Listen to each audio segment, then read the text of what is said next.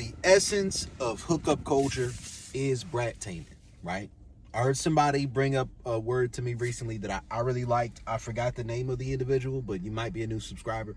The word was brat wrangling. I like that word because if being a brat is fundamentally who a woman is, it's not going to go away for forever. So, either you accept that, for the period of time that she gets on the program, that's what she's going to be as your submissive, or you tamed her and then she probably jumps up to damn near like a slave level of submissiveness, or you enjoy the play and the process of dealing with the woman who just has a little bit of oppositional defiance, who likes being bratty, who likes a little bit of force and stuff to deal with it. And when I say that hookup culture fundamentally is brat taming, I mean, hookup culture was how I got into BDSM. I mean, it was part of how I got into BDSM, right? But what I learned is just in the process of trying to find women to have casual sex with, and once I decided that what I needed for a relationship to feel safe and comfortable with the idea of being in a long-term relationship was that I needed to see certain qualities from a woman. The amount of time it would take me to see those qualities would just completely jump over the amount of time that most women would be looking to have a clearly established direction or no direction at all once you're in a casual sex scenario. And what I also realized is that friends with benefits didn't really work for me too much either. Because if it's a scenario where the woman is trying to use friends with benefits to ease back off of being as sexual, whether that's due to a lack of desire or whether that's due to like her animus popping up and then wanting to possess her, or wanting to just not liking the narrative of being a casual sex relationship. For me, what I found is that I would rather just establish the structure of a BDSM relationship, and within that structure also know how to provide different levels of intensity for pleasure, for play, for experiences, so that I could go into BDSM relationships. So for me, when I use the biology first approach, my mindset is I wouldn't marry a woman who I wouldn't collar. If I wouldn't or couldn't collar a woman, that's not the type of woman I would marry. So for me, BDSM is the foundation of my dating life experiences.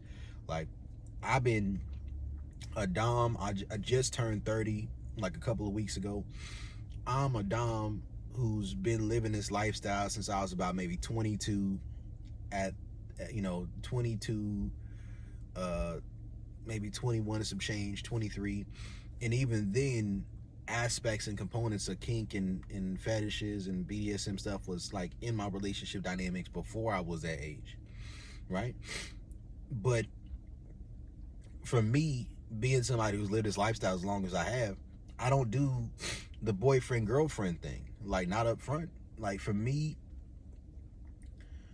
I've just comfortably gotten into the fact that I prefer just to have a BDSM structure. So when I say I'm a 24/7 Dom, I mean that either a woman is a casual sex partner, which typically means if you really want to get the most out of the casual sex relationship, you should probably enter into this Dom sub dynamic.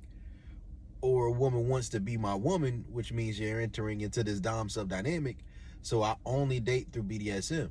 Now, are there exceptions? Like, if a woman can get with the program, the bare minimum program of what I expect out of her as far as behavior and treatment, and then I don't see that she's receptive enough for the greater levels of intensity, or, I'm not attracted enough to be taking things further, or, I don't see the dominant empathy connected to her submissive empathy, but she could do the minimum of what I require, then that's where a woman becomes more of a fuck buddy. That's where a woman becomes more of a friends with benefits, right? That's where she can come in at that level of just the bare minimum of what I expect, because I don't set the standard too high to start off, but I am what I call a mega sexual, right? So I typically give women the I'm transparent to women who aren't used to experiencing BDSM, that for the average person in the BDSM community, that I know of from like narratives on Reddit and different spaces where I see people talking about it, that it's customary to take a vetting or a courting period of time before getting into it.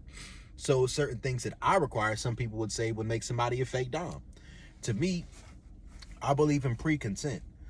And also, I believe a woman got to put some skin in the game. I'm not somebody who views submission as a gift that a woman gives a man. I view submission as a gift that a man gives a woman because she doesn't get to and she isn't able to experience shutting her brain off and going into subspace and all these other things with every man. Some women, they don't even know where to find such a man who can do that to them. And then some women, it's difficult for them to find a man who can do those things without sending their life astray. So that's why I keep it on the BDSM level. I'm not trying to have that much influence over a woman's life unless I see it's going forward in that direction and she's already on point enough for me. But I'm very transparent because I got a two-step verification. So I'm the dom that if I meet a woman on a dating app or something like that and she says she's interested, on the first day I'm telling her to send me the toes and the soles, right? That I call it the two-step verification, because I'm not linking up with a woman. I call it the biology first approach. That's my whole thing, you know, like a mega sexuality perspective, if you want to use a modern term for it. But for me, you know, I lead with the soft switch. That way I'm not going directly into it being 100% like a dom sub dynamic BDSM relationship off top. I have to see if she's willing to put some skin in the game. So yeah, the two-step verification. She sent me the toes and the soles, picture for a contact, you know, that type of stuff. You know, I have a little list. I'm just trying to see if she can follow instructions and if she's gonna, like, if this is gonna trigger some reaction that's gonna cause her to brat at me, and then I see if the way that I check it would work for her. So I like to test out the natural dom sub dynamic. If the way I naturally respond or the way that I decide to respond on that day is effective for corralling that or wrangling in that bratty behavior when she's in a position where I give her instructions without giving her a bunch of details or whatever it is, then I'm like, okay, cool. I might do a little bit of brat taming with this one, a little bit of brat wrangling with this one. But if it's a situation where she just starts frustrating me or she starts annoying me and something like that, and she doesn't follow through with the stuff she says, I'm like, fuck that bitch. I don't care I don't care how attractive you are. I don't care how freaky you are. I don't care what you say you do. No, I don't care about none of that, because the main thing I'm focused on is I have to establish a dynamic where I'm not going to be constantly annoyed and frustrated with you, right? That's my focus. My focus is, okay, what is the minimum of behavior that I expect in order to create a safe space for you so that you can be able to be submissive with me? And when I think about that, that's why I'm more of just a dom rather than a brat tamer, because as a dom, the bare minimum of what I expect really is the bare minimum of what I expect. So it don't matter what a woman says or if she feels like she's just being playful or bratty, bitch, you better take your time and get to know me and what my boundaries and limitations are before you start trying to move too much outside the box. If you a brat, then you a submissive first, right? That's the first identity marker in that, and then submissive second. If you're a brat first, then a submissive second, then, you know, it might be too much power struggles for me. It might be too much power struggles for me.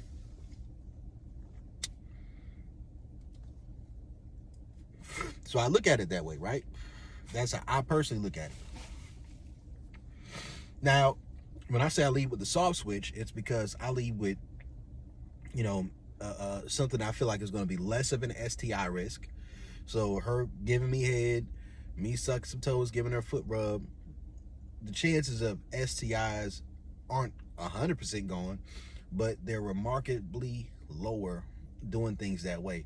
So a lot of things that a woman might try to brat about or might try to question me on, it's like I've already factored that in within a certain level of reasonability. Now, if you want to do something in a slightly different way that makes sense for you, cool, let me know. But chances are, if what you expect deviates from the bare minimum of what I set, and I'm already presenting you the bare minimum of what I expect, it's not going to work between us. I'm not going to fold. I'm not going to compromise. None of that. I believe compromise must be earned.